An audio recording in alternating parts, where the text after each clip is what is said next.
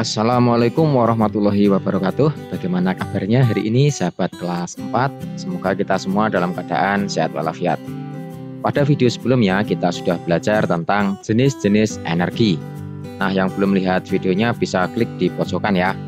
Nah, hari ini pada pembelajaran keempat subtema 1 tema 9 kelas 4 kita akan belajar tentang hak dan kewajiban kita terhadap energi. Sebelum mulai belajar, marilah kita berdoa menurut agama dan keyakinan masing-masing. Berdoa disilahkan. Selesai. Sumber energi dapat kita kelompokkan menjadi dua, yakni sumber energi yang dapat diperbaharui dan sumber energi yang tidak dapat diperbaharui. Nah, berikut ini dua contohnya ya. Ini sumber energi fosil atau energi minyak bumi, dan yang bawah ini sumber energi yang dapat diperbaharui seperti energi angin, kemudian air, tenaga matahari ya. Sumber energi yang ada di Indonesia yang menyangkut kepentingan orang banyak dikelola oleh negara dan dipergunakan untuk sebesar-besarnya kemakmuran rakyat atau kesejahteraan rakyat. Contohnya minyak bumi, batu bara, gas, dan air. Setiap warga negara juga memiliki kewajiban untuk memanfaatkannya dengan bijak dan hemat. Berikut hak dan kewajiban setiap warga negara terhadap sumber energi dan pemanfaatannya. Setiap orang memiliki tanggung jawab dan kewajiban yang besar terhadap lingkungan dan sumber energi. Setiap aktivitas manusia memiliki pengaruh yang besar terhadap lingkungan. Manusia dan lingkungan memiliki hubungan yang sangat erat satu sama lain. Artinya, apa yang dilakukan manusia akan berpengaruh kepada alam. Nah, berikut kewajiban manusia dalam menggunakan sumber energi dalam kehidupan sehari-hari.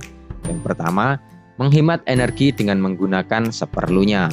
Misalnya bila kita hendak tidur, sebaiknya mematikan lampu, kemudian menutup keran bila sudah penuh ya airnya ya. Nah, yang kedua, memanfaatkan teknologi dan peralatan yang ramah lingkungan. Sebaiknya kita menggunakan teknologi yang ramah lingkungan, misalnya membeli kendaraan yang polusinya rendah ya, yang tidak menghasilkan polusi. Kemudian menggunakan peralatan elektronik yang wattnya itu rendah. Yang ketiga, menjaga dan melestarikan alam untuk menjaga ketersediaan sumber energi.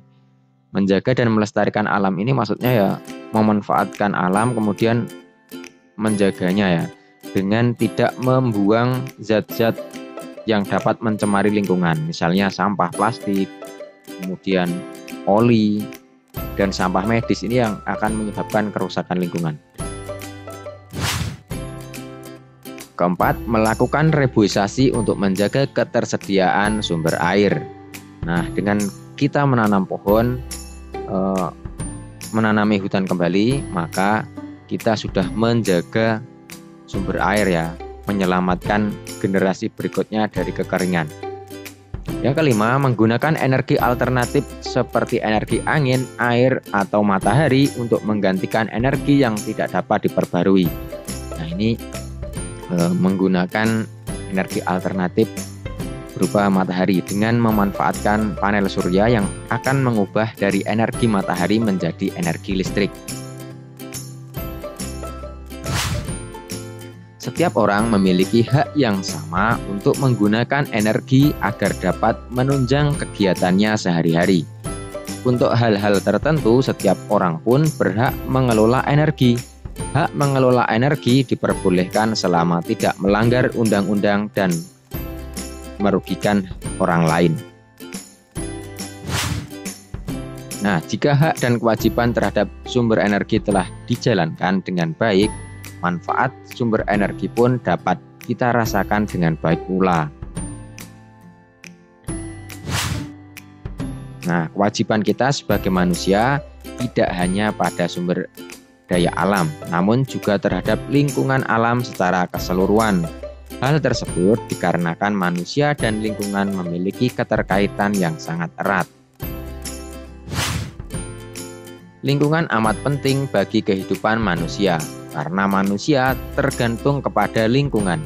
Manusia membutuhkan lingkungan untuk mencukupi kebutuhan hidupnya, oleh karena itu lingkungan memiliki daya dukung bagi kehidupan. Artinya, lingkungan mempunyai kemampuan untuk mendukung kehidupan manusia dan makhluk hidup lainnya. Nah, ini gambarnya ada petani ya. Dengan kita menjaga lingkungan, maka tanah ini akan tetap mendukung atau subur sehingga dapat menghasilkan tanaman yang banyak.